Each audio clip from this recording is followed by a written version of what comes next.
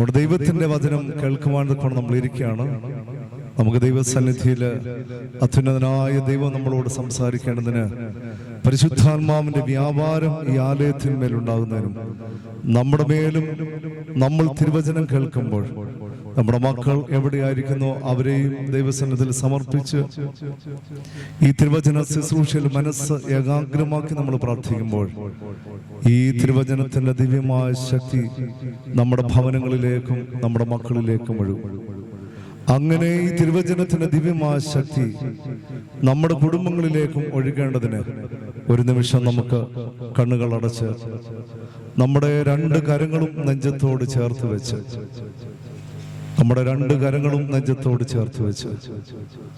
നമുക്കിപ്രകാരം തമ്പുരാനോട് പ്രാർത്ഥിക്കാം. യേശുവേ, എൻ്റെ ജീവന്റെ നാഥനാകുന്ന ദൈവമേ, ഞാൻ എഴുന്നേൽക്കുന്നതും നടക്കുന്നതും അവിടുത്തെ കൃപയാകുന്നു. എൻ്റെ ശ്വാസം അവിടുത്തെ ദാനമാകുന്നു. എൻ്റെ ജീവിതത്തിൽ എന്ത് കുറവാണോ ആ കുറവിനെ ഇന്ന് അവിടുന്ന് എന്നോട് അവിടുത്തെ അഭിഷേകത്തിനോട് അവിടുന്ന് സംസാരിക്കണമേ. ആ കുറവ് എന്ത് അവിടുന്ന് വെളിപ്പെടുത്തി തരുന്നുവോ ആ കുറവിനെ എൻ്റെ ജീവിതത്തിൽ നിന്ന് മാറ്റുവാൻ എനിക്ക് കൃപ തരണമേ. എൻ്റെ ജീവിതത്തെ നോക്കി എന്നെ ശാസിക്കുമ്പോൾ ആ ശാസനയ്ക്ക് മറുതലിപ്പ് കാണിക്കാതെ മാനസാന്തരപ്പെടുവാനുള്ള ഒരു ആത്മഹൃദയം എനിക്ക് തരണമേ. എന്റെ മറുതലിപ്പം മൂലം എൻ്റെ മക്കളും ദൈവകോപത്തിന് ഇരകളായി തീർന്നിരിക്കുന്നു. എൻ്റെ മക്കളുടെ പ്രാണൻ രക്ഷപ്പെടുന്നതിന് വേണ്ടി ഈ വചന ശുശ്രൂഷയെ എന്നിലേക്കും എൻ്റെ ഭവനത്തിലേക്കും എൻ്റെ മക്കളിലേക്കും അയക്കണമേ. അവിടുന്ന് ആഗ്രഹിക്കുന്നത് പോലെ കുടുംബജീവൻ നയിക്കുവാൻ അവിടുന്ന് ഞങ്ങൾക്ക് കൃപ തരണമേ. ഞങ്ങൾ നിനക്ക് നിന്റെ പിതാവിൽ നിന്റെ പരിശുദ്ധ റൂഹായിക്കും സ്തുതിയും സ്തോത്രവും സമർപ്പിക്കുവാനായിട്ട് തന്നെ ആമേൻ. മോശയും ഏലിയാവും 40 ദിനം നോമ്പെടുത്തു. എല്ലാവരും ചേർന്ന് പഠിക്കും. മോശയും ഏലിയാവും നമ്മുടെ കർത്താവും നോറ്റു, അകൽ കറുസായി ജയിച്ചു. ഇന്നലെ നമ്മൾ പാടി കർത്താവ് തോറ്റു എന്ന ഈ സന്ധ്യയിൽ തിരുവചനം ശ്രവിക്കുമ്പോൾ നമ്മുടെ കർത്താവ് തോൽക്കാതിരിക്കുവാൻ തക്കോണം ദൈവത്തിന്റെ വചനം നമുക്ക് ശ്രവിക്കാം. ഈ രാത്രികാലം ദൈവം എന്താണോ എന്നെ ശാസിച്ച് പറയുന്നത് ആ ശാസനയ്ക്ക് മറുത്തു നിൽക്കാതെ എന്നെ രൂപാന്തരപ്പെടുത്തണമെന്ന് ദൈവത്തോട് നമുക്ക് പ്രാർത്ഥിക്കാം. സാധാരണക്കാരൻ ഒരു മനുഷ്യനാണ്. നമ്മളോടൊത്ര വിദ്യാഭ്യാസം ഒന്നുമില്ല. ആ മനുഷ്യന് ആടുകളെ മേയിച്ചുകൊണ്ടൊക്കെ ഇങ്ങനെ നടക്കുന്ന ഒരു മനുഷ്യൻ. നമ്മുടെ നാട്ടുമ്പുറത്തെ സാധാരണക്കാരനായ ഒരു മനുഷ്യൻ. പക്ഷെ ആ മനുഷ്യനെ കുറിച്ചാണ് പറയുന്നത്. ആ മനുഷ്യൻ കുടുംബജീവൻ നയിച്ച് സാധുവായിരിക്കുന്ന ഒരു മനുഷ്യൻ ദൈവത്തെ മുഖാമുഖം കണ്ടു, ദൈവത്തോട് സംസാരിച്ചു.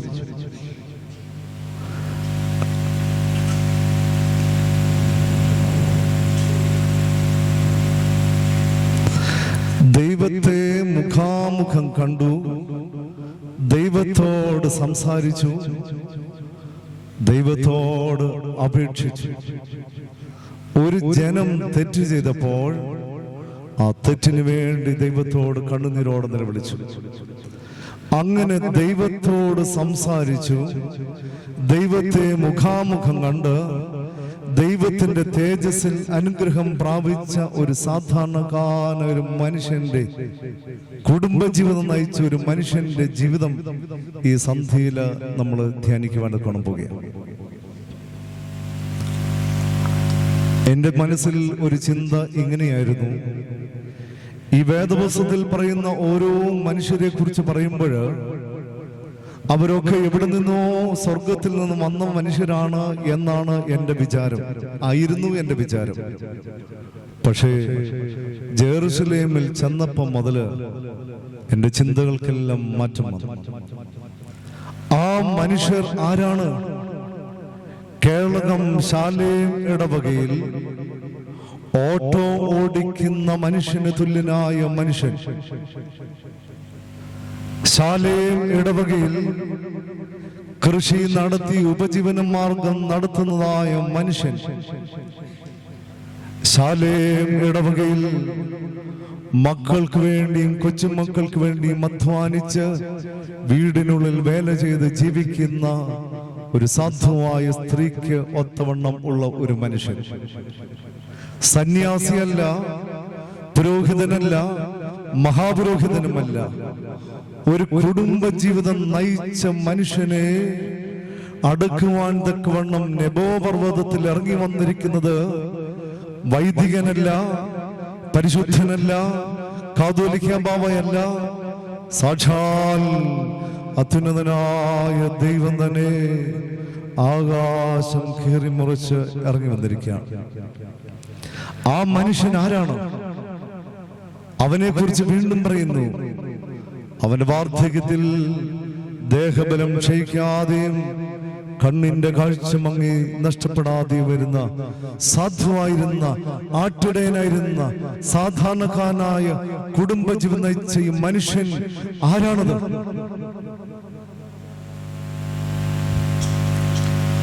ആ മനുഷ്യനാണ് പുറപ്പാട് പുസ്തകം 3-ാം അധ്യായം. വേദപുസ്തകം ഒന്നുറക്കെ വായിക്കാം. പുറപ്പാട് പുസ്തകം 3-ാം അധ്യായം 1 മുതലുള്ളതായ വാക്യത്തിൽ,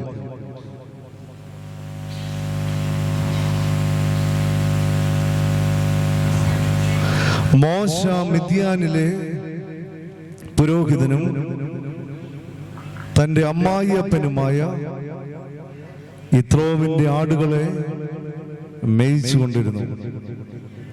അവൻ ആടുകളെ മരുഭൂമിക്കപ്പുറത്ത് ദൈവത്തിന്റെ പർവ്വതമായ ഹോറേബ് വരെ കൊണ്ടുചെന്നു. അവിടെ യഹോവയുടെ ദൂതൻ ഒരു മുൾപടർപ്പിന്റെ നടുവിൽ നിന്ന് അഗ്നിജ്വാലയിൽ അവന് പ്രത്യക്ഷനായി.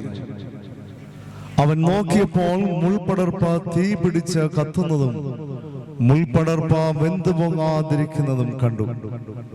മുൾപടർപ്പ് വെന്തു പോകാതിരിക്കുന്ന ഈ കാഴ്ച, വലിയ കാഴ്ച എന്തെന്ന് ഞാൻ ചെന്ന് നോക്കട്ടെ എന്ന് മോശ പറഞ്ഞു.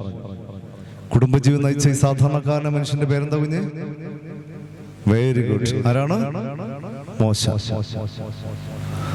കുടുംബജീവിതം നയിച്ച സാധാരണക്കാരനായ മനുഷ്യന്റെ പേര് ഈ കുഞ്ഞുങ്ങൾ പറഞ്ഞു. നിങ്ങളുടെ അപ്പന് തക്കവണ്ണമുള്ള മനുഷ്യനാണ് മനുഷ്യൻ, സാധാരണക്കാരനായ ഒരു മനുഷ്യൻ. ആ മനുഷ്യനെ കുറിച്ചാണ് പറഞ്ഞത്. അവന്റെ മരണസമയത്തതാ ദൈവം തന്നെ ഇറങ്ങി വന്നിരിക്കുന്നു. ഒരു ഭക്തനായ മനുഷ്യന് ലഭിക്കുന്നതാണ് ഉത്തമമായൊരു ശവസംസ്കാരം. പക്ഷെ ഇന്ന് ശവസംസ്കാര ശുശ്രൂഷകൾ ചെല്ലുമ്പോൾ വലിയ കഷ്ടമാണ്. ഡെഡ് ബോഡി അവിടെ വെച്ചിരിക്കുന്നു, മനുഷ്യരെല്ലാം കൂട്ടമായിട്ട് വർത്തമാനം പറയും. എന്തോ ഒരു പരിതാപകരമാണ്. ശവസംസ്കാര ശുശ്രൂഷയിൽ പോലും ഒരാദരവില്ലാത്ത ഒരു ജീവിതം. മോശയ്ക്ക് ലഭിച്ചിരിക്കുന്നതായ ദൈവികമായ ഒരു അനുഗ്രഹം ദൈവം തന്നെ ഇറങ്ങി വന്നു അവനെ ഖബറടക്കി. അതുകൊണ്ട് വേദപുസ്തകത്തിൽ നമ്മൾ വായിക്കുന്നു, മോശയുടെ ഖബറിടം എവിടെയെന്നറിയില്ല. ഒലിവ് മലയിൽ നിങ്ങോട്ട് ഇറങ്ങി വരുന്ന സമയത്ത് ആ ഇടതുവശത്ത് കാണുന്നത് മുഴുവനും പ്രവാചകന്മാരുടെ കല്ലറകളാണ്. ഇസ്രായേൽ മക്കളെ വഴി നടത്തിയതായ അങ്ങനെയുള്ളതായ പ്രവാചകന്മാരുടെ എല്ലാം കല്ലറകൾ അവിടെയുണ്ട്.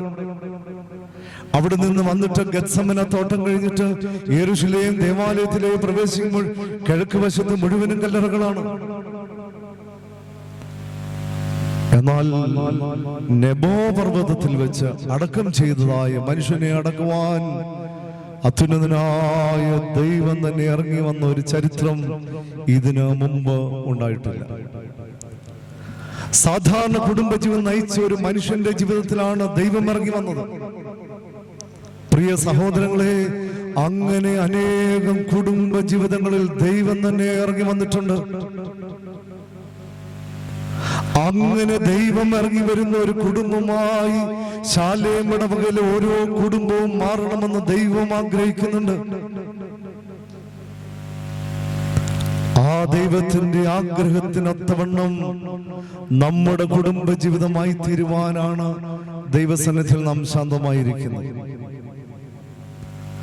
മോശയുടെ കുടുംബ ജീവിതത്തിലേക്ക് ദൈവം എങ്ങനെ ഇറങ്ങി വന്നു എന്ന് ഈ സന്ധ്യയിൽ നമ്മൾ ധ്യാനിക്കുമ്പോൾ, എന്റെ കുടുംബ ജീവിതത്തിൽ ദൈവം ഇറങ്ങി വരുവാൻ തക്കവണ്ണം ഞാൻ എന്ത് ചെയ്യണം എന്ന് ഈ സാധുവായിരിക്കുന്ന ആട്ടിടയൻ അവനെക്കാട്ടിൽ വിദ്യാഭ്യാസമൊക്കെയുള്ള നമുക്ക് പറഞ്ഞു തരികയാണ്. ദൈവം എന്റെ ജീവിതത്തിലേക്ക് പ്രവേശിക്കുവാൻ, എന്റെ മക്കളെ കാണുവാൻ, എന്റെ കൊച്ചുമക്കളെ അനുഗ്രഹിക്കുവാൻ എന്ത് ചെയ്യണം എന്ന് മോശ കാണിച്ചു തരുന്ന ഒന്നാമത്തെ പാഠം ഹാർ എലോഹിം ഹോറേബ്. ഒന്നാമത്, ഒരു കുടുംബ ജീവിതത്തിൽ ദൈവം എന്നെ കാണുവാൻ, എന്റെ മക്കളെ കാണുവാൻ, എന്റെ കൊച്ചുമക്കളെ അനുഗ്രഹിക്കുവാൻ ചെയ്യേണ്ടുന്ന ഒന്നാമത്തെ കാര്യം ഹോറേബ്, ദൈവത്തിന്റെ പർവ്വതമായ ഹോറേബിലേക്ക് പ്രവേശിക്കണം. ഒരു കുടുംബ ജീവിതത്തിൽ ഒന്നാമത് വേണ്ടുന്ന എന്താണ്? ദൈവത്തിന്റെ പർവ്വതമായ ഹോറേബിൽ പ്രവേശിക്കണം. കുഞ്ഞുങ്ങളെന്ന് പറഞ്ഞേ, എവിടെ പ്രവേശിക്കണം? ദൈവത്തിന്റെ പർവ്വതമായ ഹോറേബിൽ പ്രവേശിക്കണം. ഇനി മറന്നു പോകരുത്, അച്ഛൻ വീണ്ടും ചോദിക്കുമ്പോൾ പറയണം.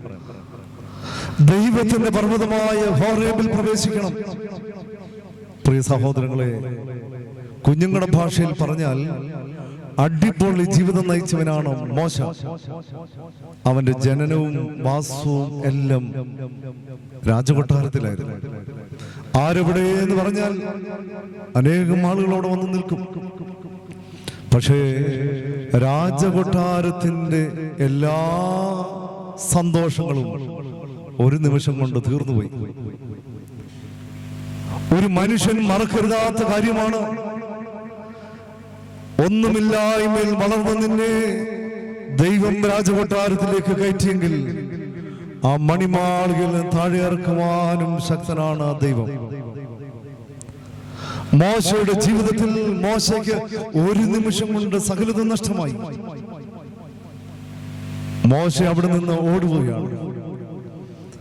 മോശ ചെയ്തതായ ഒരു തെറ്റ് നിമിത്തം മോശയ്ക്ക് നേരെ വാൾ ഉയർന്നിരിക്കുകയാണ്. മോശയെ കൊല്ലുവാൻ നിൽക്കണം. രാജകൊട്ടാരത്തിൽ നിന്ന് ആളുകൾ പുറകെ വന്നിരിക്കുകയാണ്. കല്ലിലും മുള്ളിലും ചവിട്ടി മണലാരണത്തിൽ കൂടെ മോശ ഇങ്ങനെ ഓടി ഓടി തളർന്ന് കരിങ്കല്ല് തലയണയായി വെച്ച് അവൻ ഉറങ്ങി. വെള്ളത്തിന് വേണ്ടി അവന്റെ തൊണ്ട വറ്റി വരളുമ്പോൾ അവൻ ആശ്രയമായി കെട്ടിയ ഒരു ഭവനമാണ് ഒരു പുരോഹിതന്റെ ഭവനം. ഏതാണ് പുരോഹിതൻ? മിദ്യാനിലെ പുരോഹിതനായ യിത്രോ. ആ മിദ്യാനിലെ പുരോഹിതനായ യിത്രോവിന്റെ ഭവനത്തിൽ മോശ വന്നു. പുരോഹിതന് മക്കളുണ്ടായിരുന്നു. അവിടെ ആ മക്കളെ വിവാഹം ചെയ്യിപ്പിച്ച് ആ പുരോഹിതൻ അവനെ അവന്റെ കൂടെ തന്നെ സംരക്ഷിച്ചു. അങ്ങനെ പുറപ്പാട് ദിവസം 3-ാം അധ്യായം 1-ാം വാക്യം നമ്മൾ ഇങ്ങനെ വായിക്കുന്നു: മോശ മിദ്യാനിലെ പുരോഹിതനും, ആ പുരോഹിതൻ ഇപ്പൊ ആരായി? തന്റെ അമ്മായിയപ്പനായി. അമ്മായിയപ്പനുമായ യിത്രോവിന്റെ ആടുകളെ മേയിച്ചുകൊണ്ടിരുന്നു. അവൻ ആടുകളെ മരുഭൂമിക്കപ്പുറത്ത് ദൈവത്തിന്റെ പർവ്വതമായ ഹോറേബിനരികിൽ കൊണ്ടുവന്നു. പ്രിയ സഹോദരങ്ങളെ, മോശ ആടുകളെ മേയിച്ചുകൊണ്ട് ഇങ്ങനെ പോവുകയാണ്. അവൻ മരുഭൂമിയിലാണ് ഇപ്പോൾ. മരുഭൂമിക്ക് ഹീബ്രു ഭാഷയിൽ മിദ്ബാർ എന്നാണ് വാക്ക്. ഏതാണ് വാക്ക്? നിങ്ങൾ പെട്ടെന്ന് ഹീബ്രു പഠിച്ചല്ലോ. സെമിനാരി പഠിപ്പിക്കുന്ന പിള്ളേർ പോലും എത്ര പെട്ടെന്ന് പറയത്തില്ല. എന്നോട് പറഞ്ഞേ, മരുഭൂമിക്ക് ഹീബ്രുവിൽ മിദ്ബാർ. മിദ്ബാർ എന്ന ഹീബ്രു വാക്കിന് രണ്ടർത്ഥമാണ് മരുഭൂമി എന്ന് പറയുന്നത്. ഒന്ന്, ലിറ്ററലി മണലാരണ്യം കൊണ്ട് നിറഞ്ഞിരിക്കുന്നത്. രണ്ടാമത്, മരുഭൂമി എന്ന വാക്കിനർത്ഥം, അമ്മ പറയുകയാണ്, അച്ഛാ എനിക്ക് 7 മക്കളായിരുന്നു. പക്ഷേ എല്ലാവരും അവരവരുടെ കാര്യം നോക്കിപ്പോയി. ഞാൻ ഏകയായിപ്പോയി. എന്റെ ജീവിതം മരുഭൂമി കണക്കെയായി. ഒരു മനുഷ്യന്റെ ജീവിതത്തിൽ മരുഭൂമി എന്ന് പറയുന്നത് നിരാശയുടേതാണ്, ലോൺലിനെസ് ആണ്, ഏകാന്തതയാണ്, വിഷാദം കൊണ്ട് നിറഞ്ഞിരിക്കുന്ന അവസ്ഥയാണ്. എന്ത് ചെയ്യണമെന്നറിയാതെ വിഷമിക്കുന്നതായ അവസ്ഥ. ഇങ്ങനെ ഒരു മരുഭൂമി കടന്നുപോയിട്ടുള്ള ഒരു മനുഷ്യനാണ് ഞാന്. നിങ്ങൾ വിചാരിക്കും ഞങ്ങൾക്കിപ്പോ അങ്ങനെയൊന്നുമില്ലെന്ന്. പക്ഷേ ഇവിടെ ഇരിക്കുന്ന 97% ആളുകളുടെയും ജീവിതത്തിൽ ഒറ്റപ്പെടലിന്റെ, നിന്ദയുടെ, പരിഹാസത്തിന്റെ, വേദനയുടെ, ഇനി എന്ത് ചെയ്യണം എന്നറിയാൻ കഴിയാത്തതായ ആ മരുഭൂമിയിൽ കൂടെ കടന്നുപോയവരാണ് നമ്മൾ. തകർന്നു പോയിരിക്കുന്ന മകന്റെ മദ്യപാന ജീവിതം കണ്ടിട്ട് ആ മാതാപിതാക്കളെ സ്കൂളിന്റെ ഓഫീസിൽ വിളിക്കുമ്പോൾ ഈ അപ്പനും അമ്മയും തകർന്നുപോയി.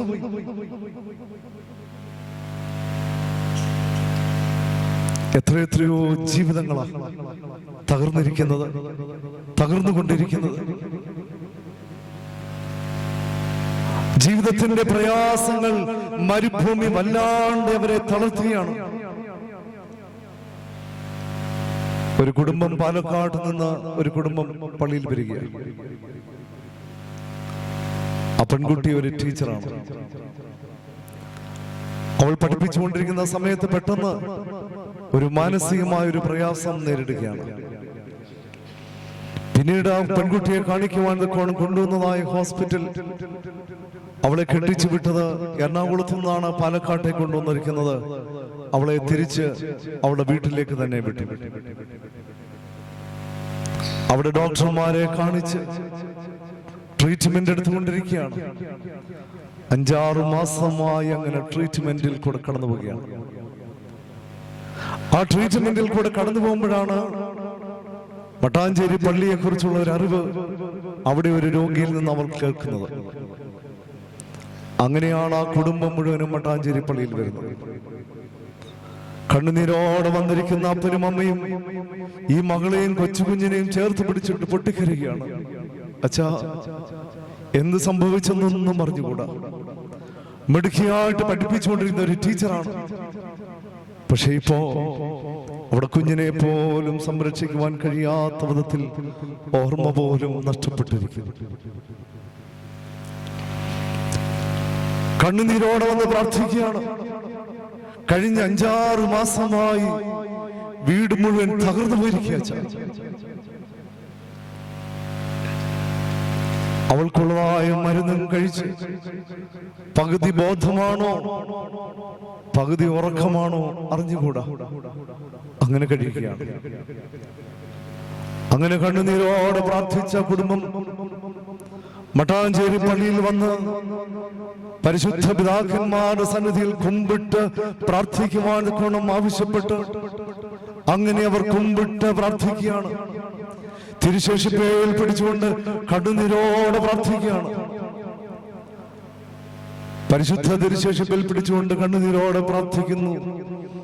വീട്ടിൽ തന്നെ ഉണ്ണിയപ്പം, നെയ്യപ്പങ്ങളും നേർച്ചകളും ഉണ്ടാക്കി കണ്ണുനീരോടെ വെള്ളിയാഴ്ച തോറും ദേവാലയത്തിൽ വന്ന് പ്രാർത്ഥിക്കുകയാണ്. പാലക്കാട് നിന്ന് ഇത്രയും ദൂരം വരുമ്പോൾ ഞാൻ പറഞ്ഞു, എത്ര മണിക്കൂർ നിങ്ങൾ യാത്ര ചെയ്യണം.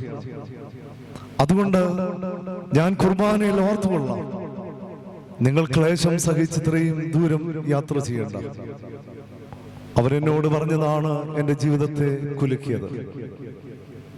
എന്നോട് പറയുക, അച്ഛാ, എത്രയോ ദിവസങ്ങൾ ഞങ്ങൾ അമൃത ഹോസ്പിറ്റലിൽ വന്ന് ഡോക്ടറെ കാണാൻ വരുമ്പോൾ എത്രയോ മണിക്കൂറുകൾ ഡോക്ടർക്ക് വേണ്ടി ഞങ്ങളോട് നോക്കിയിരിക്കുന്നു. അതിലും എത്രയോ എളുപ്പമാണ് അച്ഛാ പള്ളിയിൽ വന്ന് കണ്ണുനീരോടെ പ്രാർത്ഥിക്കുന്നത്. പള്ളിയിൽ വന്ന് അങ്ങനെ കണ്ണുനീരോടെ പ്രാർത്ഥിക്കുന്ന ഈ മകളെ പരിശുദ്ധ കുർബാന കഴിഞ്ഞ് കണ്ണുനീരോടുകൂടി മകൾക്ക് വേണ്ടി പ്രാർത്ഥിക്കും. ആദ്യത്തെ ആഴ്ച, രണ്ടാമത്തെ ആഴ്ച, മൂന്നാമത്തെ ആഴ്ചയിൽ പ്രാർത്ഥിക്കുമ്പോൾ കർത്താവായ യേശു മിശിഹ കൽപ്പിച്ച വചനത്തെ പരിപൂർണമായി വിശ്വസിച്ചുകൊണ്ട് നിങ്ങൾ രോഗികളുടെ തലമേൽ കൈവെക്കുവേൻ, അവർ സുഖം പ്രാപിക്കും. അവരിൽ നിന്ന് അശുദ്ധാത്മാക്കളെ ബഹിഷ്കരിപ്പീൻ. സൗജന്യമായി ഞാൻ നിങ്ങൾക്ക് തന്നു, സൗജന്യമായി നിങ്ങൾ കൊടുപ്പിൻ. നിങ്ങൾ രോഗികളുടെ തലമേൽ കൈവെക്കുമ്പോൾ അശുദ്ധാത്മാവ് ഭയന്ന് നിലവിളിക്കും, അവരിൽ നിന്ന് വിട്ടുമാറുമെന്ന് പറഞ്ഞിരിക്കുന്ന തിരുവചനം ഓർത്ത് പ്രാർത്ഥിക്കുമ്പോൾ, മൂന്നാമത്തെ വെള്ളിയാഴ്ചയിൽ പ്രാർത്ഥിച്ചുകൊണ്ടിരിക്കുമ്പോൾ തന്നെ ശരീരം മുഴുവനും വിറയ്ക്കുവാൻ തക്കോണം തുടങ്ങി. അവളിലുള്ള അസ്വസ്ഥകൾ നീങ്ങുവാൻ തക്കോണം തുടങ്ങി. കുഴഞ്ഞ തിരുശേഷത്തിന് മുമ്പിൽ തന്നെ അവൾ വീണു. പ്രിയ സഹോദരങ്ങളെ, ആ പെൺകുട്ടി അവിടെ നിന്ന് എഴുന്നേൽക്കുന്നത് പരിപൂർണ ബോധത്തോടുകൂടെ, പരിപൂർണ സൗഖ്യത്തോടുകൂടെ. ആ പെൺകുട്ടിയും അവളുടെ പിതാവും മാതാവും അവളുടെ ഹസ്ബൻഡും കുടുംബവുമായിട്ടെല്ലാം വന്ന് മുടങ്ങാതെ വന്ന് പ്രാർത്ഥിക്കുന്ന ഒരു കുടുംബമാണ്. മട്ടാഞ്ചേരി പള്ളിയിൽ എനിക്ക് സഹായത്തിന് ആരുമില്ലല്ലോ എന്ന് പറഞ്ഞപ്പോൾ ഈ കേളകത്ത് നിന്നും ഒരു ചെറുപ്പക്കാരനെ എനിക്ക് മട്ടാഞ്ചേരി പള്ളിയിലേക്ക് കൊണ്ടു തന്നത്. ഇന്ന് രാവിലെ അച്ഛൻ അവരോട് സംസാരിക്കുമ്പോൾ ഞാൻ ഈ കാര്യം പറഞ്ഞില്ല. അങ്ങനെ കണ്ണുനീരോടെ വന്ന് പ്രാർത്ഥിക്കുന്ന ഒരു കുടുംബത്തിന് ലഭിക്കുന്ന അനുഗ്രഹം അവരുടെ ജീവിതത്തിൽ ഈ അപ്പനും അമ്മയും തകർന്ന ഹൃദയത്തോടെ പറയുകയാണ്, ഞങ്ങളുടെ ജീവിതത്തിൽ തഴപ്പായിട്ട് പ്രാർത്ഥിപ്പാൻ കൊണ്ടു തുടങ്ങിയ സമയം മുതൽ ദൈവത്തിന്റെ ദിവ്യമായ ശക്തി ഞങ്ങളുടെ ഭവനത്തിലേക്ക് വന്ന് നിറയുവാൻ കൊണ്ടു തുടങ്ങി. ഈ തഴപ്പ എന്ന് ഞാൻ പറഞ്ഞു കേട്ടിട്ടേ ഉള്ളെങ്കിലും വാസ്തവത്തിൽ ഇന്നാണ് തഴപ്പ എങ്ങനെ ഉണ്ടാക്കുന്നതെന്നൊക്കെ ഞാൻ അച്ഛൻ്റെ അവിടെ ആറിന്റെ തീരത്ത് അവിടെ രാവിലെ പോയി നിന്നപ്പോഴാണ്, നമസ്കാരം കഴിഞ്ഞിട്ട് അവിടെ പോയി നിന്നപ്പോഴാണ് അച്ഛൻ എന്നോട് പറഞ്ഞു, ഈ ചെടിയാണ് തഴപ്പ എടുക്കുന്നതും ഇതെടുക്കുന്നതും മെനയുന്നതെന്ന് പറഞ്ഞു. അങ്ങനെ ഇന്നാണ് ഞാൻ തഴപ്പ എന്ന് പ്രസംഗിക്കുമെങ്കിലും ആ തഴപ്പ ഉണ്ടാക്കുന്ന ആ വീതിയുള്ള മുള്ള ആ ചെടി ഇന്ന് ഞാൻ കാണുന്നു. തഴപ്പായിൽ നിന്നുകൊണ്ട് പ്രാർത്ഥിച്ച ഒരു കുടുംബത്തിന്റെ മേൽ അവരുടെ മരുഭൂമിയാകുന്ന ജീവിതത്തിൽ ദൈവം ഇടപെട്ടുന്നവരിൽ കേരളത്തിലെ ഓരോ പ്രിയ മക്കളെ, ജീവിക്കുന്ന ദൈവത്തിന് നിന്റെ ഭവനത്തിൽ ഇടപെടുവാൻ കോണം കഴിയാത്തതായി ഒന്നുമില്ല. നിന്റെ മക്കളുടെ ഭാരത്തെ സൗഖ്യമാക്കണമെന്ന് ദൈവം ആഗ്രഹിക്കുന്നുണ്ടെങ്കിലും നിന്റെ മറുതലിപ്പ് കാരണമാണ് നിന്റെ മക്കളെ അവൻ സ്പർശിക്കാതെ പോകുന്നത്. എന്തേ നിന്റെ മക്കൾ അനുഗ്രഹിക്കപ്പെടാതെ പോകുന്നു എന്ന് നീ ചോദിക്കുമ്പോൾ ചോദ്യത്തിന് ഉത്തരമിതാ, നിന്നെ അനുഗ്രഹിക്കണമെന്നും നിന്റെ മക്കളെ സൗഖ്യമാക്കണമെന്നും നിന്റെ മക്കളിലേക്ക് അനുഗ്രഹം ചെയ്യണമെന്നും ദൈവം ആഗ്രഹിക്കുന്നുണ്ട്. പക്ഷേ ആ ദൈവത്തിന്റെ തൃപ്പാദത്തിൽ കുമ്പിടുവാൻ നിനക്ക് മനസ്സില്ലാത്തത് കൊണ്ടത്രേ നിന്റെ മക്കളിലേക്ക് ദൈവം അനുഗ്രഹം ചെയ്യാത്തത്. ഈ മക്കളൊക്കെ എത്രയോ ഭാവിയുള്ളവരായി അനുഗ്രഹിക്കപ്പെടേണ്ടുന്ന മക്കളാണ്. പക്ഷേ ഈ മക്കളുടെ ഭാവിയെ അടയ്ക്കുന്നവരാണ് നിങ്ങൾ. സ്വന്തം മക്കളുടെ ഭാവിയെ അടയ്ക്കുന്ന ഏതൊരപ്പനും ഏതൊരമ്മയുമാണ് സ്വന്തം മക്കൾക്ക് വേണ്ടി പ്രാർത്ഥിക്കാത്ത അപ്പനും അമ്മയും. സ്വന്തം മക്കൾക്ക് വേണ്ടി അവരുടെ ശവക്കുഴി തോണ്ടുന്ന അപ്പനും അമ്മയും ആരാണ്? സ്വന്തം മക്കൾക്ക് വേണ്ടി ഈ ദേവാലയത്തിൽ വന്ന് കുമ്പിട്ട് പ്രാർത്ഥിക്കാത്തവളാണ്.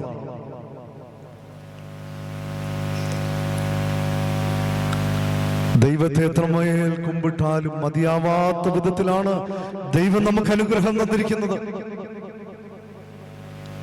അതുകൊണ്ട് തന്നെ യേശുദാൻ എപ്പോഴും ചോദിക്കുന്ന ഒരു ചോദ്യമുണ്ട്, Where are the other 9? ബാക്കി 9 പേരെവിടെ? യേശുദാൻ കുഷ്ഠരോഗിക്ക് സൗഖ്യം കൊടുത്തു. നിങ്ങൾ വിചാരിക്കും നിങ്ങളുടെ മകൾ UK പോയി, നിങ്ങളുടെ മകൻ കാനഡയ്ക്ക് പോയി, നിങ്ങളുടെ മകൾ IELTS പഠിച്ചിരിക്കുന്നു, നിങ്ങളുടെ മകൻ ഇന്ന കാര്യങ്ങൾ പഠിച്ചുകൊണ്ടിരിക്കുന്നു. നല്ലത് തന്നെ. പക്ഷെ ക്രിസ്തു ചോദിക്കുകയാണ്, ഞാൻ 10 പേർക്ക് സൗഖ്യം കൊടുത്തു. ആ 10 പേർ 9 പേര് എവിടെ പോയി? ഈ 9 പേരും ഓർത്തഡോക്സുകാരാണ്, കേരളക്കാരാണ്. അതിലൊരുവൻ ആരാണ്? കേരളത്തിലുള്ള ഒരു വിജാതീയനായ മനുഷ്യനാണ്. എത്രയോ ഹൈന്ദവരായ മനുഷ്യരാണ് പരിശുദ്ധ പരിമളത്തിന് വേണ്ടി സന്നിധിയിൽ വന്ന് കണ്ണുനീരോടെ വന്ന് പ്രാർത്ഥിച്ചിട്ട് സൗഖ്യം പ്രാപിക്കുന്നത്. മട്ടാഞ്ചേരി പള്ളിയിൽ വന്ന അദ്ദേഹം ഈ കൂടോത്രം കൈവശമൊക്കെ എടുക്കുന്നതായ ഒരു മുസ്ലിമാണ്. അതായത് ഇമാം ആയിരിക്കുന്ന ഒരു മനുഷ്യനാണ്.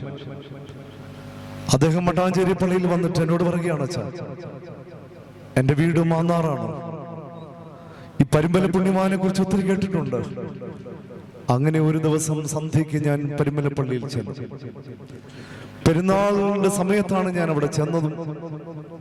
അന്നേരം ഈ ഇമാം പറയുകയാണ്, അയാളും ഭാര്യയും കൂടെ പരിമലത്തിന് വേണ്ട ഖബറിനരികിൽ നിന്നു. ഈ ഇമാം അനേക പള്ളികളിൽ പോയി പ്രസംഗം കൊടുക്കുന്ന ആളാണ്. അപ്പൊ അദ്ദേഹത്തിന് അവിടെ നിന്നപ്പോൾ മനസ്സിലൊരാഗ്രഹം, പിതാവേ, എനിക്ക് അങ്ങയെക്കുറിച്ച് പറയാൻ അവിടുന്ന് ഒരു അവസരം എനിക്ക് തരുമോ? ഇമാം പരിമല തിരുമേനോട് ചോദിക്കുകയാണ്. ഇമാം എന്നോട് പറയുകയാണ്, അച്ഛാ, മാന്നാറ് വിളക്ക് ചെയ്യുന്ന ഒരു പയ്യൻ എന്റെ കൂട്ടുകാരനാണ്, മുസ്ലിമാണ്. അവന്റെ ബന്ധു കൂടിയാണ് ഈ മനുഷ്യൻ. അങ്ങനെ ഇവൻ പള്ളിയെ കുറിച്ച് പറഞ്ഞപ്പോൾ അങ്ങനെയാണ് ഇദ്ദേഹം വന്നത്. പരിമല തിരുമേനി മട്ടാഞ്ചേരി പള്ളിയിലാണ് കൊച്ചു ഷെമ്മാശനായി താമസിച്ചത് എന്നുള്ള കാര്യങ്ങളൊക്കെ അറിഞ്ഞപ്പോൾ അദ്ദേഹം അവിടെ മുട്ടിന്മേൽ ഇരുന്ന് ഒരിരിപ്പ് ഞാൻ കണ്ടു. പക്ഷേ ഏകദേശം 1.25 മണിക്കൂർ ആ ഇമാം മുട്ടിന്മേൽ അവിടെ ഇരുന്നു. കേളകം ദേവാലയത്തിൽ തിരുശേഷിപ്പുണ്ട്. എത്ര മണിക്കൂർ ഈ പുണ്യപിതാവിന്റെ ഖബറിടത്തിൽ വന്ന് തിരുശേഷിപ്പിന്റെ സന്നിധിയിൽ വന്ന് എന്റെ ഭവനത്തിന് വേണ്ടി, മക്കൾക്ക് വേണ്ടി, കരുണയ്ക്ക് വേണ്ടി യാചിക്കുന്നുണ്ട്.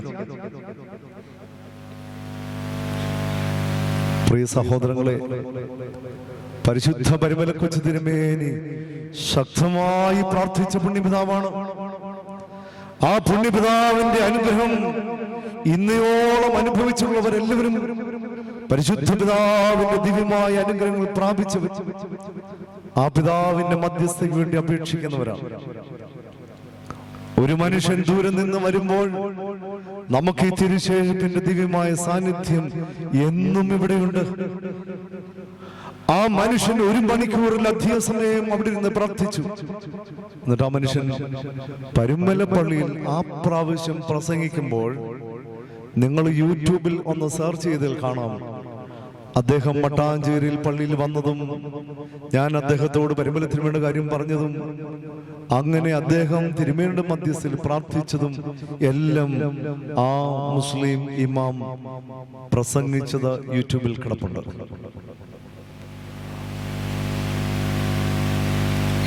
നമ്മുടെ ഭവനങ്ങളിൽ ഹോറേബിന്റെ അനുഭവം ഉണ്ടാവണം. നമ്മുടെ ഭവനങ്ങളിൽ നഷ്ടപ്പെട്ട് തഴപ്പായി എന്ന് പോയോ അന്ന് നമ്മുടെ ഭവനങ്ങളിലേക്ക് അന്ധകാര ശക്തി വ്യാപരിക്കുവാൻ തുടങ്ങി. അതുകൊണ്ടാണ് അപ്പൻ പറയുന്നത് കുഞ്ഞിന് മനസ്സിലാവാത്തത്, കുഞ്ഞ് പറയുന്നത് അമ്മയ്ക്ക് മനസ്സിലാകാത്തത്, അമ്മ പറയുന്നത് ഭാര്യയ്ക്ക് മനസ്സിലാകാത്തത്, ഭർത്താവിന് മനസ്സിലാകാത്തത്, ഭർത്താവ് പറയുന്നത് ഭാര്യയ്ക്ക് മനസ്സിലാകാത്തത്. അടിയും പിടിയും കലഹവും. പരിമല കൊച്ചു തിരുമേനി പറഞ്ഞു, ഇതാ നോമ്പ് നോക്കാത്ത ഭവനം മൂധേവി പിടിച്ച ഭവനമാകുന്നു. തിരുമേനി പറഞ്ഞ വല്ല മാറ്റം അങ്ങനെയുള്ള ഭവനത്തിലുണ്ടായോ? തഴപ്പായുടെ അനുഭവത്തിൽ ജീവിച്ച ഒരു പുണ്യപിതാവാണ് തിരുമേനി. ആ പിതാവിന്റെ മക്കളാണ് നമ്മളെങ്കിൽ നമ്മുടെ ഭവനത്തിലെ പ്രത്യേകത എന്താണ്? തഴപ്പായാണ് പ്രത്യേകത. ആ തഴപ്പായിൽ നിന്നുകൊണ്ട് പ്രാർത്ഥിക്കണം. അച്ഛന്മാര് വീടുകളിൽ വരുന്ന സമയത്ത് ഒരു പായിടും. എന്തിനാണ് പായിടുന്നത്? ദൈവത്തിന്റെ പർവ്വതമായ ഹോറേബിലേക്ക് കയറിയതിനെ ഓർമ്മിപ്പിക്കുവാനാണത്. അതുകൊണ്ടാണ് വീട് പ്രാർത്ഥനാലയമാകുന്നത്. ആ വീട്ടിൽ തഴപ്പായിടുമ്പോൾ നമ്മുടെ വീട് എന്തായി മാറുകയാണ്? ഹോറേബായി മാറുകയാണ്. ഇനി കുഞ്ഞുങ്ങളൊന്നോട് പറഞ്ഞേ, നിങ്ങളുടെ വീട്ടിൽ പ്രാർത്ഥിക്കാൻ തഴപ്പായിടുമ്പോൾ നിങ്ങളുടെ വീട് എന്തായി മാറുകയാണ്? Very good. എന്തായി മാറുക? ഹോറേബായി മാറുക. അതുകൊണ്ട് കുഞ്ഞുങ്ങളെ, നിങ്ങൾ ഇന്ന് ദൈവത്തിന്റെ വചനം നിങ്ങളോട് പറയുന്നതിനെ നിങ്ങൾ കേട്ട് എപ്പോഴൊക്കെ പ്രാർത്ഥിപ്പാൻ നിങ്ങൾ വീട്ടിൽ നിൽക്കുമ്പോൾ നിങ്ങൾ എന്ത് ചെയ്യണം? വീട്ടിൽ തഴപ്പായിടണം. ഇത് നിങ്ങളുടെ ചുമതലയാണ്. വീട്ടിൽ തഴപ്പായിട്ടിട്ട് കണ്ണുനീരോടെ പ്രാർത്ഥിക്കണം. എന്നിട്ട് പ്രാർത്ഥനയ്ക്ക് ഒരു സ്ഥലം നിങ്ങളുടെ വീട്ടിൽ തെരഞ്ഞു വെക്കണം. ഞാൻ ഗുജറാത്തിലായിരുന്നപ്പോൾ എനിക്ക് ഗുജറാത്തികളോട് എനിക്ക് വലിയ ഇഷ്ടമാണ്. കാരണം 2 മുറിയേ ഉള്ളെങ്കിലും ഒരു മുറിയിൽ എന്ത് കാണും? പ്രാർത്ഥിപ്പാൻ ഒരിടം കാണും. നമ്മുടെയൊക്കെ വീട്ടിൽ മാത്രമേ ഉള്ളൂ പ്രാർത്ഥിപ്പാൻ ഇടമില്ലാതെ പോകും. പുതിയ വീട് പണിയുമ്പോഴും പ്രാർത്ഥിപ്പാൻ ഒരിടമില്ല. അതുകൊണ്ട് തന്നെ നമ്മുടെ മക്കളുടെ ജീവിതത്തിൽ ദൈവത്തിന് സ്ഥാനമില്ലാതായി മാറുകയാണ്. ഒരു കൊച്ചു കുഞ്ഞ് സ്കൂളിൽ ചെന്നപ്പോൾ ടീച്ചർ കുഞ്ഞിനോട് ചോദിച്ചു, കുഞ്ഞെ, നിങ്ങളുടെ വീട്ടിൽ എത്ര പേരുണ്ട്? ഈ കുഞ്ഞ് പറഞ്ഞു, കൊച്ചു കുഞ്ഞ് പറയുകയാണ്, ഞങ്ങളുടെ വീട്ടിൽ 4 പേരുണ്ട്. ടീച്ചർ ആകെ കണക്കൂട്ടിട്ട് 3 ഉള്ളൂ. ഇതാരാണ് 4ാമത്തെ ആൾ? അപ്പനുണ്ട്, അമ്മയുണ്ട്, ഈ കുഞ്ഞുണ്ട്. 3 പേരേ ഉള്ളൂ. ഈ കുഞ്ഞിനോട് തിരിച്ചും മറിച്ചും എല്ലാം ചോദിച്ചു കഴിഞ്ഞിട്ടും കുഞ്ഞ് പറഞ്ഞു, ഞങ്ങളുടെ വീട്ടിൽ 4 പേരുണ്ട്. അമ്മ വന്നപ്പോ അമ്മയോട് ചോദിച്ചു, വീട്ടിലാരാ 4 പേര്? അപ്പൊ അമ്മ പറഞ്ഞു, ഇല്ല, അപ്പനും അമ്മയും ഞാനും ഈ കുഞ്ഞുമേ ഉള്ളൂ. വീണ്ടും ഈ കുഞ്ഞിനോട് അമ്മ ചോദിച്ചപ്പോൾ, ഈ ടീച്ചർ ചോദിച്ചപ്പോൾ ഈ കുഞ്ഞ് ടീച്ചറിനോട് പറയുകയാണ്, ഞങ്ങളുടെ വീട്ടിൽ 4 പേരുണ്ട്. ആരാണ് കുഞ്ഞ് ഈ 4 പേര്? അപ്പൊ അമ്മ ചോദിച്ചു, നീ എന്താ കുഞ്ഞ് ഇങ്ങനെ പറയുന്നത്? 4 പേര് നമ്മുടെ വീട്ടിലുണ്ട്. ടീച്ചർ എന്തെങ്കിലും വിചാരിക്കത്തില്ലേ? നമ്മൾ 3 പേരല്ല ഉള്ളോ, 4 പേരില്ലേ? ഉടനെ ഈ കുഞ്ഞ് അമ്മയോട് പറയാ, അമ്മയല്ലേ ഇന്ന് രാവിലെ പറഞ്ഞത് യേശുപ്പച്ചനോട് പ്രാർത്ഥിച്ചു പോകും, യേശുപ്പച്ചനോട് പ്രാർത്ഥിച്ചു. അപ്പൊ നമ്മുടെ വീട്ടിൽ എത്ര പേരുണ്ട്? യേശുപ്പച്ചനില്ലേ? യേശു അപ്പച്ചൻ വീട്ടിലുണ്ടെന്നുള്ള വിചാരം പോലും ഇല്ലാത്തൊരപ്പനും അമ്മയും. അതുകൊണ്ടല്ലേ അപ്പനും അമ്മയും യേശുപ്പച്ചനോട് ചോദിച്ചിട്ട് എല്ലായിടത്തും പോകുന്നത്? തിരിച്ചു വരുമ്പോൾ യേശുപ്പച്ചൻ മുന്നിൽ നിർത്തിട്ട് എന്നോട് പറഞ്ഞില്ലേ, ഇന്ന് കുഞ്ഞിനെ സന്തോഷത്തോടെ പോയെടുത്തുനിന്ന് സ്കൂളിൽ നിന്നെല്ലാം വന്ന് കാത്തെന്ന് പറഞ്ഞിട്ട് യേശുപ്പച്ചനോട് പറഞ്ഞിട്ടല്ലേ നമ്മൾ ഭക്ഷണം കഴിക്കാൻ പോകുന്നത്? യേശു അപ്പച്ചനില്ലാത്ത ഒരു ജീവിതമില്ലെന്ന് ആ കുഞ്ഞ് തിരിച്ചറിയുകയാണ്. ആരാണ് ഈ കുഞ്ഞിനെ യേശു അപ്പച്ചനെ പരിചയപ്പെടുത്തി കൊടുക്കുന്നത്?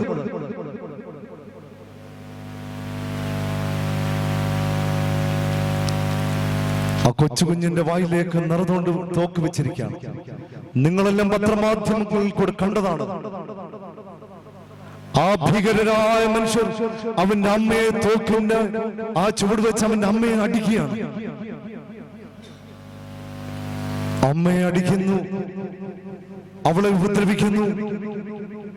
യേശു തമ്പുരാൻ ഉപേക്ഷിച്ച് പറയുവാൻ പണം പറയുന്ന ആ അമ്മയോട് പറയുമ്പോൾ അമ്മയ്ക്കത് മനസ്സില്ലാതെ അവൾ പൊട്ടിക്കരയുമ്പോൾ ബൂട്ടിട്ട കാല് വെച്ച് അവളുടെ തലയിൽ ചവിട്ടിക്കൊണ്ട് ആ മനുഷ്യൻ നിന്നിട്ട് തോക്കെടുത്ത് ഈ അമ്മയുടെ വായിലേക്ക് ചൂണ്ടി. ഈ കുഞ്ഞിനെക്കാട്ടിലും ഇത്തിരി പോകുന്നൊരു കുഞ്ഞ് ഓടി വന്നിട്ട് ആ തൊക്കിന്റെ മുനയിൽ പിടിച്ചു. എന്നിട്ട് ആ മനുഷ്യനോട് പറയുകയാണ്, ആ ക്രൂരനായ മനുഷ്യനോട് പറയുകയാണ്, I will tell everything to Jesus. ഞാൻ ക്രിസ്തുവിനോട് പറഞ്ഞു കൊടുക്കും. I will tell everything to Jesus. 9ാം ക്ലാസ്സിലെ പരീക്ഷയ്ക്ക് പാസ്സായി എല്ലാവരും. പക്ഷേ ആ പെൺകുട്ടി തോറ്റുപോയി. അമ്മ വന്ന് നോക്കുമ്പോൾ കാണുന്നത് ടേബിളിൽ ഒരു കുറിപ്പാണ്. ആ കുറിപ്പ് കണ്ട് അമ്മ നോക്കി ചെല്ലുമ്പോൾ കാണുന്നത് തൂങ്ങിയാടുന്ന പെൺകുട്ടിയാണ്. ആ കുറിപ്പിൽ അവൾ എഴുതി വെച്ചിട്ടുണ്ടായിരുന്നു, എന്റെ മമ്മി എനിക്കെല്ലാം തന്നു, പക്ഷെ എന്റെ ജീവിതത്തിന്റെ പ്രതിസന്ധിയുടെ മധ്യത്തിൽ അതിനെ എങ്ങനെ തരണം ചെയ്യണമെന്ന് അവൾ എന്നെ പഠിപ്പിച്ചില്ല. നമ്മൾ നമ്മുടെ മക്കളെ എല്ലാം പഠിപ്പിക്കുന്നുണ്ട്. പക്ഷെ ജീവിതത്തിന്റെ പ്രതിസന്ധി വരുമ്പോ ഈ കുഞ്ഞുങ്ങൾ എന്ത് ചെയ്യണമെന്ന് അറിയാതെയാണ് ഈ കുഞ്ഞുങ്ങൾ വളരുന്നത്. നിങ്ങളാണോ മാതാപിതാക്കന്മാർ? ഇടവകയിലെ ജനത്തിന് ദൈവമാരെന്ന് അറിയുന്നില്ല. അവനാണ് ഒരു പുരോഹിതൻ.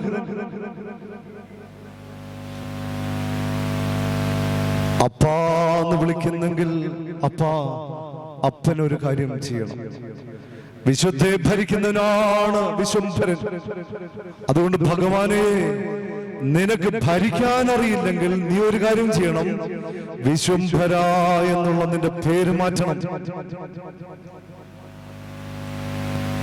ഒരു പുരോഹിതൻ ദൈവജനത്തെ ദൈവസന്നിധിയിലേക്ക് അടുപ്പിക്കുവാൻ കോണം അവൻ അറിയുന്നില്ലെങ്കിൽ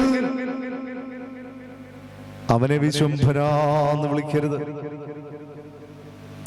ഒരപ്പൻ സ്വന്തം മക്കളെ ഈ ആലയിലിരുത്തി ഈ കുഞ്ഞിന്റെ ഉടവിലാവുന്ന ദൈവമാരെന്ന് പറഞ്ഞു കൊടുത്ത് പരിശീലിപ്പിക്കുന്നില്ലെങ്കിൽ അപ്പാന്ന് വിളിക്കരുത്, അമ്മാന്ന് അവളെയും വിളിക്കരുത്.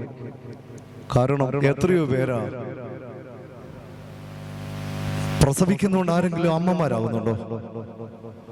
മക്കൾക്ക് ജന്മം കൊടുക്കുന്നുണ്ട് ഏതെങ്കിലും ഒരു മനുഷ്യൻ അപ്പനാകുന്നുണ്ടോ? അപ്പനാവണമെങ്കിൽ എന്ത് വേണം? അവന്റെ കയ്യിൽ രണ്ട് കാര്യം വേണം. എന്താണ്?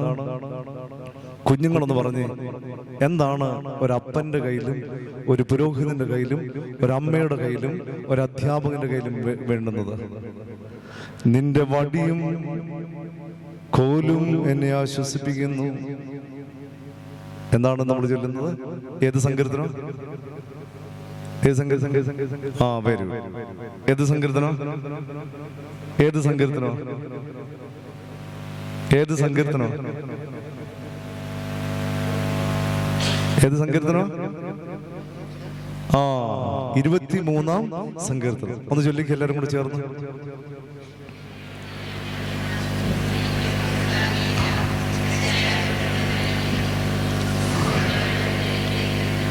എല്ലാം നിങ്ങൾ മാത്രമേ ചൊല്ലുന്നുള്ളല്ലോ, പെണ്ണാടുകൾ മാത്രമാണ്. കുഞ്ഞുങ്ങൾ യഹോവ എൻ്റെ ഇടയനാകുന്നു.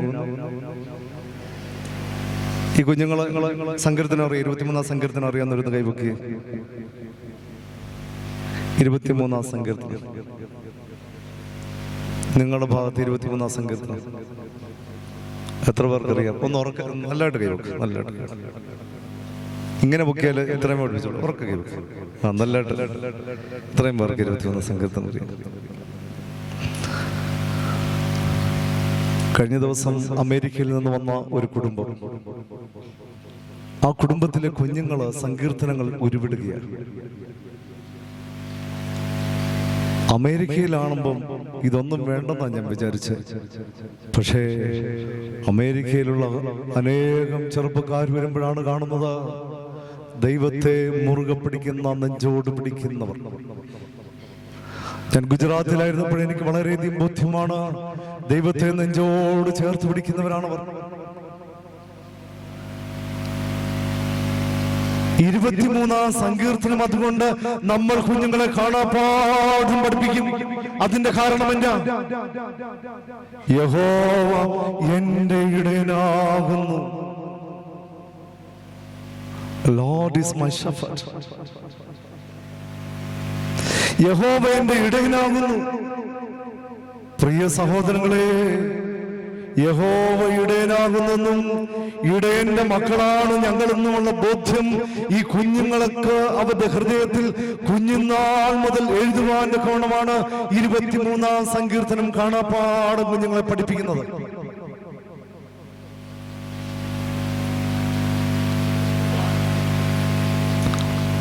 ഹിബ്രൂല മിസ്മോർ കഫ് ഗിമ്മൽ. ജെറുസലേത്തിൽ ചെല്ലുമ്പോൾ ഇതുപോലുള്ള കൊച്ചു കുഞ്ഞുങ്ങൾ അവിടെ നിന്ന് ചൊല്ലുന്ന സങ്കീർത്തനം കേൾക്കുന്നത് കാണാം. കൊച്ചു കുഞ്ഞുങ്ങളാണ് നിന്ന് സങ്കീർത്തനം ചൊല്ലുന്നത്. അവരവിടെ നിന്ന് ചൊല്ലുകയാണ്,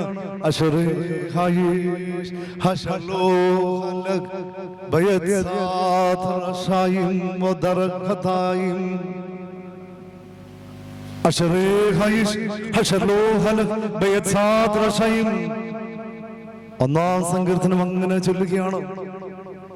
23-ാം സങ്കീർത്തനം ചൊല്ലുകയാണ്. അങ്ങനെ സങ്കീർത്തനം ചൊല്ലി ചൊല്ലി പഠിച്ച ഒരു കൊച്ചു പയ്യൻ ആരാണെന്നറിയുമോ? നസറത്തിലെ മറിയമ്മിന്റെ മകൻ. ആരാണത്? യേശു കുഞ്ഞ്. നിങ്ങളുടെ അത്രയും പ്രായമുള്ള കൊച്ചു കുഞ്ഞ് എന്ത് ചൊല്ലിപ്പഠിച്ചു? സങ്കീർത്തനങ്ങൾ മുഴുവൻ ചൊല്ലിപ്പഠിച്ചു. സങ്കീർത്തനങ്ങൾ മുഴുവൻ ചൊല്ലിപ്പഠിച്ചതുകൊണ്ടാണ് ജീവിതത്തിന്റെ നിരാശയുടെ മധ്യത്തിൽ അവൻ നമസ്കാരം നടത്തി. അവനൊരു പ്രയാസവുമില്ലായിരുന്നു. ഏത് നമസ്കാരം നടത്തിയെന്ന് പറയാമോ? ക്രൂശിൽ കിടക്കുകയാണ്. ശരീരം മുഴുവനും രക്തം വാർന്നൊഴുകയാണ്. മുൾ കിരീടം വെച്ചിരിക്കുന്നു.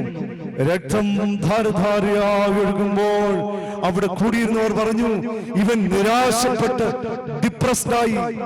അവൻ എന്തൊക്കെയോട് വിളിച്ചു പറയുന്നു. പക്ഷേ യഹൂദ റാബി പറയുകയാണ്, അവൻ നിലവിളിക്കുകയായിരുന്നില്ല. നിരാശപ്പെട്ട് എന്റെ ജീവിതത്തിൽ എന്ത് സംഭവിച്ചു എന്ന് ചോദിച്ച് നിരാശപ്പെടുകയായിരുന്നില്ല. മറിച്ചോ അവൻ തെഹില്ല പ്രാർത്ഥന നടത്തുകയായിരുന്നു. യഹൂദന്റെ പ്രാർത്ഥന അനുസരിച്ച് 9-ാം മണി സമയം, മധ്യാഹ്ന സമയം, 9-ാം മണി സമയം, 9-ാം മണി എന്ന് പറയുന്നത് നമ്മുടെ 3 മണി, ആ സമയം 12-ാം മണിക്കും 9-ാം മണിക്കും രാവിലെ 9 മണിക്കും തെഹില്ല പ്രാർത്ഥന ചൊല്ലി പ്രാർത്ഥിക്കണം. അങ്ങനെ സങ്കീർത്തനങ്ങൾ ചൊല്ലി പ്രാർത്ഥിക്കാൻ പഠിപ്പിച്ച ഒരു കൊച്ചു അമ്മയാണ് മറിയം എന്ന് പറയുന്ന അമ്മ. ആ അമ്മ കുഞ്ഞിനെ പഠിപ്പിച്ചപ്പോൾ ആ കുഞ്ഞ് ജീവിതത്തിന്റെ നിരാശയുടെ മധ്യത്തിൽ ആ കുഞ്ഞ് പ്രാർത്ഥന ചൊല്ലുകയാണ്. അവൻ വയസ്സ് പ്രായപൂർത്തിയായി, 30 വയസ്സായി കഴിഞ്ഞു, 33ആയി. അവൻ ക്രൂശിന്മേൽ കിടന്നുകൊണ്ട് മദ്യത്തിന്, മയക്കുമരുന്ന്, ലഹരികൾക്ക്, അന്ധകാരശക്തിയുടെ ബന്ധനങ്ങൾക്ക് ഒന്നും പോയില്ല.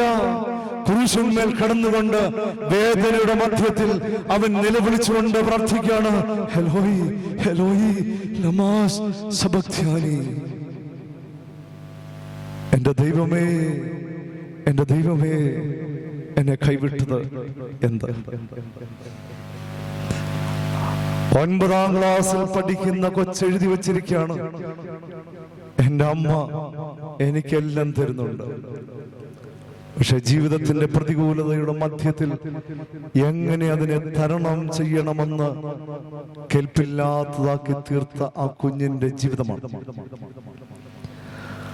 ജീവിതത്തിൽ എന്തെല്ലാം നിരാശ വന്നാലും നീ ഭയപ്പെടരുത്, പതറരുത്. ദൈവം നിന്നോട് കൂടെയുണ്ട്. നിന്റെ ജീവിതം ഒരു പരീക്ഷ കൊണ്ട് തീരുന്ന ജീവിതമല്ല. അടുത്ത തോൽവി, ആ തോൽവിയും നിന്റെ ജീവിതത്തെ തീർക്കുന്നതല്ല. അടുത്ത തോൽവിയും നിന്റെ വിജയത്തിലേക്കുള്ള പടിയാണ് കുഞ്ഞേ. അതുകൊണ്ട് നീ ജീവിതത്തിൽ തോറ്റു എന്ന് നിനക്ക് തോന്നിയാൽ, പരീക്ഷയിൽ നീ പുറകോട്ട് പോയെന്ന് നീ തോന്നിയാൽ, നിന്റെ ജീവിതത്തിന്റെ പ്രതിസന്ധികളുടെ മധ്യത്തിൽ നീ തകർന്നു പോയി എന്ന് നിനക്ക് തോന്നിയാൽ, നിന്റെ ബിസിനസ് പൊട്ടി എന്ന് നിനക്ക് തോന്നിയാൽ, ഈ ഭർത്താവിനെ കൊണ്ട് ഞാൻ ഇനി എങ്ങനെ ജീവിക്കുമെന്ന് നിനക്ക് തോന്നിയാൽ, ഈ അനുസരണം കെട്ട പിള്ളാരെ കൊണ്ട് ഞാൻ ഇനി എങ്ങനെ കഴിയുമെന്ന് നിനക്ക് തോന്നിയാൽ, നിന്റെ ജീവിതം അതുകൊണ്ട് ഇരുളടഞ്ഞു പോകുന്നില്ല. നീ പ്രാർത്ഥിക്കണമെന്നും തിരിച്ചറിയേണ്ടതും ഒരുവനെ തിരിച്ചറിഞ്ഞാൽ മതി. ആരാണത്? മതി. അവൻ എന്നോട് കൂടെയുണ്ട്. ആരാണവൻ? യഹോവ എന്റെ ഇടയനാകുന്നു, എനിക്ക് മുട്ടുണ്ടാകിയില്ല. ഈ ഒരു അനുഭവമാണ് ഈ തഴപ്പായിൽ ഇരുന്നു കൊണ്ട് ഈ കുഞ്ഞിനെ പഠിപ്പിക്കുന്നത്.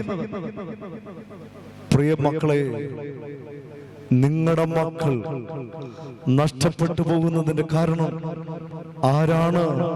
ഈ കുഞ്ഞുങ്ങളാണെന്ന് ഞാൻ ഒരിക്കലും ഈ കുഞ്ഞുങ്ങളെ തെറ്റു പറയുകയില്ല.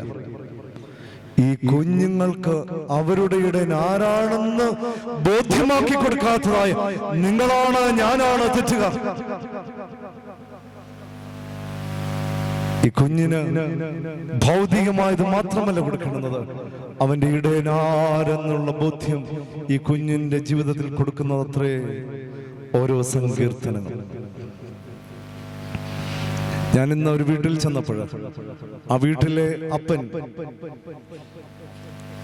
ആ കുഞ്ഞിനോട് പറയുകയാണ്, അച്ഛൻ ഹീബ്രു പഠിപ്പിക്കുന്നതാണ്, പഴയ നിയമം പഠിപ്പിക്കുന്നതാണ്, പഴയ നിയമത്തിലെ പുസ്തകങ്ങൾ ഒക്കെ ഒന്ന് പറയാൻ പറഞ്ഞു. അപ്പൊ ഈ കുഞ്ഞ് ഇത്തിരി പോകുന്ന കുഞ്ഞ് എൻ്റെ സാജു അച്ഛൻ്റെ മുമ്പിൽ വെച്ച് ആ കുഞ്ഞ് പറയുകയാണ്, ആ തെറ്റുകൂടാതെ ഉൽപ്പത്തി, പുറപ്പാട്, ലേവ്യ, സംഖ്യ, ആവർത്തനം, യോശുവ, ന്യായാധിപര്, രൂത്ത്, ശമൂവേലിൻ പുസ്തകങ്ങൾ 2 ഭാഗങ്ങൾ അപ്രകാരം രാജാക്കന്മാർ, ദിനവൃത്താന്ത, എസ്രാ, നെഹമ്യ, എസ്തർ, യോബ്, സങ്കീർത്തനം, സദൃശ്യം, സഭാപ്രസംഗി, ഉത്തമഗീതം, അങ്ങനെ ഓരോ അധ്യായം ആ കുഞ്ഞ് പറഞ്ഞ് എന്നെ കേൾപ്പിക്കുകയാണ്. നിന്റെ മക്കൾ ഇടയനറിയാതെയാണ് ഈ പെരുന്നാളിന് ബാൻഡ് മേളവും വിളിച്ചു കൂട്ടിയിരിക്കുന്നത്. പരിമല കൊച്ചു തിരുമേനി പറഞ്ഞു, നിങ്ങളുടെ മധ്യേ ഭക്ഷണം വിളമ്പുമ്പോൾ പന്നിയിറച്ചിയോ മദ്യമോ വിളമ്പരുത്. ആ പുണ്യവാന്റെ പെരുന്നാളിനാണ്. നടപ്പന്തലിൽ നിന്ന് എനിക്ക് നിൽക്കാനൊട്ടും കഴിയുന്നില്ല. 3-4 പ്രാവശ്യം ഞാൻ ഓഖാനിക്കാൻ തൊട്ടാണ് തുടങ്ങി. പിടിച്ചിരിക്കുന്നവൻ ആരാണ്? ക്രിസ്തു അതുകൊണ്ട് പറയുകയാണ്, നീ പ്രാർത്ഥിക്കാൻ വരുമ്പോൾ ഞാൻ എന്റെ കൈ, എന്റെ മുഖം മറച്ചു കളയും. നീ ചെണ്ടയും കൊണ്ട് അവിടെ ഇറങ്ങുമ്പോഴത്തേക്ക് ഞാൻ അവിടെ വിട്ട് പോകും.